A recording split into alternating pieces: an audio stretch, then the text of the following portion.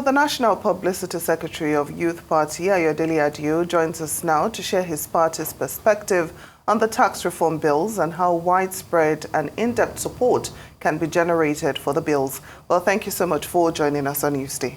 Thank you for having me. It's good to be here. Okay, so, what do you make of all the controversy surrounding the tax reform bills? What's your perspective? Where does your party stand on all this? I mean, it's been very interesting watching the debate, and it's good, to see Nigerians debate tax issues and debate policy issues, and so I found it interesting.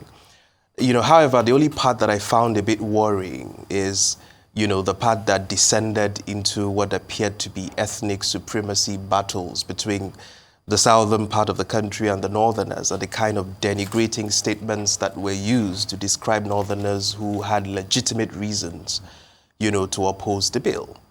And I'm sure we'll get to that later. But from our party's perspective, I think that the president or the presidency in this case have two hurdles to scale with this bill. There is obviously a legislative hurdle and there's a political hurdle.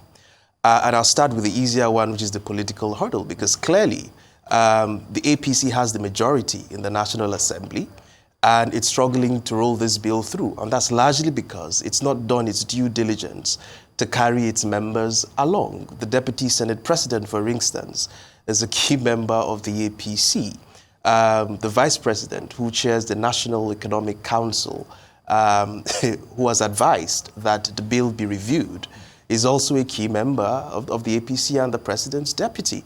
So you look at it, and the governors who've come out to oppose it, largely the governor from Nasarawa State and the Borno State governor, are all members of the APC, and it just shows that, they've not done enough due diligence to even mobilize members within their own political party before they got that bill on the floor of the National Assembly. So they have to fix the political problem.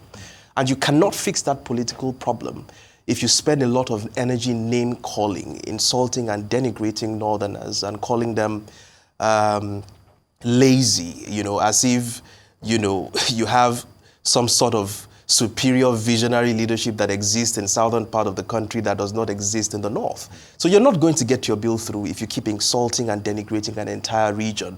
I think what needs to happen is to negotiate, and explain to them and listen to their concerns and work on resolving those concerns. That's how you make progress. But to the more important part, which is the legislative hurdle that they seek to scale, and that's where it gets very interesting. Because on the one hand, the VAT is not on the exclusive list on legislative matters. And if you looked at, for instance, the 1985 ruling on the Attorney General of Ogun State, versus Reagba, where it clearly stated, right, in that decision, that it's the states that have the powers, to collect VATs, especially on intrastate matters. It clearly, restrained the Ogun State government at that time from collecting VATs on matters that are interstate. So the Supreme Court decision made the difference between interstate matters and intrastate. Of course, intrastate is what happens within the geographical boundaries of a particular state. And of course, inter is, corporate taxes and trade, customs and all of those things, right? But curiously, fast forward to 2007, another Supreme Court decision between Eko Hotels and the Attorney General of Lagos State, the Supreme Court ruled that, charging VAT and consumption tax amounted to double taxation and struck down, the consumption tax imposed by the Lagos State government with the argument that it's double taxation. So it created a bit of a confusion. However, that decision did not make a separation between the legislative competence of the National Assembly and the State House of Assembly. And so perhaps you will now have to look at the most recent judgment, which was the Attorney General of Rivers State versus the FIRS, which was the most recent judgment, and where the Rivers State government got judgment in its favor. And the court clearly stated that the competence of the National Assembly to impose taxes or levies or to delegate those powers to impose such taxes does not extend to imposing VAT or a sales tax, which clearly, nullified the FIRS powers to be able to extract certain VAT taxes in Rivers State. Now, the FIRS has appealed that decision, But what they also cleverly did was to write to the National Assembly to also amend the Constitution to allow the VAT to be part of the exclusive list. So you see that what we have here is a constitutional problem. And the way out of this mess is to, for instance, pass the things that do not require a constitutional amendment as part of the bill. So, for instance, things like reducing the corporate taxes. You can do that without, things that, I'm talking of the benefits of this bill now, things that people that earn or make less than 50 million naira will be exempted from. You can ram all of those things through. But those that require constitutional amendments are the ones that are holding people down. And so you have to go through a constitutional amendment to move the VAT to the legislative, to the exclusive list. And then we can have, this robust debate at whether or not we want to go to derivation of 60% and all of that. Except that is done, we're still going to have this legislative hurdle. Very good, Adio. Now, you've highlighted the issue of multiplicity of taxes, as it were. But do you think this tax reform bill in its current form is harmonizing those positions regarding having several taxes, as you also mentioned? Do you think in its current form is addressing those pressing issues? So yeah, of course, to be honest, what it seeks to do is to harmonize these taxes, right? And to somehow eliminate this multiple taxation that people face, especially in major commercial centers like Lagos, Port Harcourt, maybe Abuja. I don't know if Kano has a consumption tax. I'm not sure about that. But it seeks to eliminate those multiple taxation in these major commercial cities. But while the intentions are right, the problem is the legal hurdle that it would face. And you see, it goes back to the argument that certain northern states are making. Right? And I'd like you to look at the Agora policy report on this specific, because they did a brilliant analysis on the states that are going to benefit from this tax reform and the states that are going to suffer from it. And in their analysis, 22 states are going to benefit and 14 states are going to suffer. Of those 14 states that are going to suffer, 4 of those states are in the south, 10 of those states are in the north. Of the 4 states that are in the south, it includes Lagos, Port Harcourt, Bayelsa, and Ebonyi. Lagos is a big boy, to be fine. It generates one of the highest internal revenues in the country. Port Harcourt is a big boy. It will be fine. It has oil, 13% oil derivation. It generates decent amount of... The same thing with Bayelsa State. They will be fine. They have the 13% derivation. Except for Ebonyi State, you really don't have problems with that bill in the south. But you have 10 states that will be in utter chaos if this bill goes through in its current condition. And that's why they are throwing all the tantrums. Remember, many of them have presented their 2025 budgets for consideration in their State House of Assembly, and that essentially will throw all their estimations to the bin.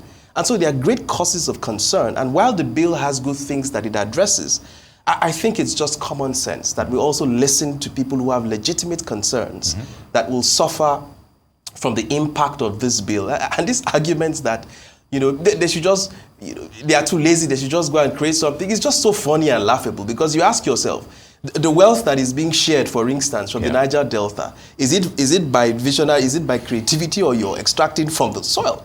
Or the wealth, or is there any special wealth in other southern parts of the country that, I don't see, or that you don't see? So we have to be fair. If we say that we are one country, we have to do things fairly and at least listen to the other side of the argument, and so that we can come to some sort of a consensus. But although I see the only way out of it is a constitutional amendment that fixes this problem once and for all. Now, some analysts, they've suggested that the federal government should instead be looking towards blocking revenue leakage instead of further taxing Nigerians. I'd like to know your view on this, and indeed, how can we plug such loopholes? Well, to be fair to the bill, I don't think that the bill essentially raises more taxes on Nigerians. If you look at it in its entirety, it actually somehow reduces the tax burden on Nigerians. And to the argument about blocking loopholes, obviously, we need to do a lot of blocking of loopholes, just like we need to embrace a lot of fiscal discipline. There's a lot of wasteful expenditure in Nigeria. You looked at the report, I think by the Punch newspaper today, that showed that state governors in 9 months, 20 state governors in 9 months have spent 2.2 trillion, largely on local and international travel, entertainment expenses, and things that do not really add to productivity. and doesn't really create value for citizens. And this, for me, is the elephant in the room. You can't have states that are spending on airports that no planes are landing on when there is a lack of agricultural productivity in those states. And you can move people from farmlands to processing factories and move people up the income ladder. And we're spending on wasteful projects and expenditure. So if we can embrace a lot of fiscal discipline, plug a lot of holes, I just don't see how we'll be running to the World Bank and every market day to go and borrow 1.2 or 2.2 billion dollars to plug our budget deficits. Indeed, Adio. And if you noticed just before we came on, the Senate President is confirming that the bill hasn't been suspended for the time being. Yes. And of course, there's. Do you envisage further division on this issue? I know you've already said something about the issue of having to go through this hurdle and the constitutional crisis is creating, as it were. So what's the way forward now? Is the bill still on the front burner of being deliberated on it's going to be passed eventually, or we're still going to be seeing fumings and, uproar and shoutings from the lower house? And so what's the scenario like at the moment? Well, I'm glad you raised the comments of the Senate President, even though you didn't raise the part that I said we should not watch. All right. That people should not listen to our rights, which I found very funny. To be honest, I think if we take out the condescending language that has been used around this debate, first of all, because it's an executive bill, it's not something that can just be withdrawn from the National Assembly. The executive would have to withdraw that. Indeed. It's not within the purview of the National Assembly to do that. So I think what has happened is that they want to widen consultation, which I believe should have even happened before the bill came to the floor. Because, how do you put forward an executive bill forward and members of your own political party are the loudest critics that are opposing that same bill? So it means you've not done enough housekeeping. And perhaps that is what the Senate President is hinting at, that they want to go back and do a lot of have a lot of conversations behind closed doors to be able to move this bill forward. But like I keep reiterating, there are parts of the bill, a significant part of the bill is very progressive, and it makes sense for the entirety of the. For instance, the party, some of the things we have been calling for when we put out the bold revenue plan in 2020, articulating a bold economic vision for Nigeria, we had argued at the time that you needed to bring down corporate taxes. You needed to reduce taxes on small businesses so that they can formalize and add value to the economy. And so I'm glad that these provisions are captured, in that bill. So I think on the larger part, it's a progressive bill that will move the country forward. But you cannot move it without addressing some of the grievances and the genuine reservations that certain political leaders in northern Nigeria have towards that bill. Because the evidence suggests that they will have the short end of the stick if this goes through. So I think there has to be adults in the room. We have to engage in the language of civility, carry as much people along, make our case in the most respectful manner as possible. And I'm sure that if there are issues within that bill that should be addressed, I think it also should be addressed. And I'm sure that would make significant progress. Indeed. I'm still talking about the language. Senator Siriake Dixon, he said that the legislature will pass the tax bill, despite the opposition, that if the National Assembly could pass the Petroleum Industry Act and the heavens did not fall, nothing will stop the passage of the tax reform bills. So what do you make of these two comparisons? Yeah, well, so that's the problem. And that's why you're having a lot of opposition towards the bill. Because, when you take that posture, it just suggests that you're threatening a region or a group of people, that you're going to have your way irrespective of the grievances that they express. Now, the reality is it's a political environment, and you may have your way to ram your bill through. And the reality is that they wait for you 2 years down the road when you come back shopping for their votes. So, and even beyond even seeking votes for a return into office in 2027, I think it's just a sensible thing to do, to carry. It's a democracy, right? It's not a monarchy where the king just issues dictates and subjects simply just fall on the floor and follow. It's a democracy. People should have their say. People should debate and express grievances on things that they feel will leave them with the short end of the stick. And it's your duty to listen to the grievances of these people and work out a middle ground so that we can carry everyone along, you know, in the country and make as much progress as we should. But, you know, the funny part of this is that we're debating so much about a consumption tax at a time in the country where people are struggling to consume. Indeed. Right? The Manufacturers Association have told you they have 350 billion naira of unsold goods in storage facilities across the country because there's no purchasing power for people to buy. So the obsession about a consumption tax when people cannot consume is just bewildering. It's ludicrous if you asked me. So we need to fix the fundamentals. There's no emergency that if we don't ram this bill through, so, you know, there'll be a catastrophic event. Absolutely not. We need to fix certain fundamentals that put more monies in the pockets of people that they can afford to consume. And then you'll be happy to tax that consumption, you know, at the end of the day. So, you know, ultimately, like I said, let's be respectful in our conversation. Let's carry people along. You know, and then the political juggernauts within the APC should do their jobs to first carry their people along to even support the bill and just, you know, cut back on these condescending statements that are being flying around the media space. All right, Ayo. The sense I'm getting right now is that perhaps the entirety of the bill, your party is in support of it. So is there one or two contentious aspects you're probably not comfortable with? Well, to a large, there's no way everybody can be comfortable with every provision in the bill. Absolutely not. It's just that the merits sort of outweighs the few of the demerits in the bill. And the demerits, I believe, can be negotiated. You know, things like inheritance taxes, you know, those things can be negotiated. Bring it down from XYZ to XYZ. There's nothing in the parts that we have concerns with that cannot be negotiated. And many of those things will be put forward at the public hearing, you know, once that eventually happens. But, you know, ultimately, I think they need to pass the legal test or the constitutional test. If they can get the VAT on the exclusive list, then we can make a lot more progress. Because just last month, the Lagos State government secured a Supreme Court judgment on the lottery tax, the Lottery Act, where the Supreme Court struck down the Lottery Act and decided that it was state governments that had the right to legislate on lotteries, right?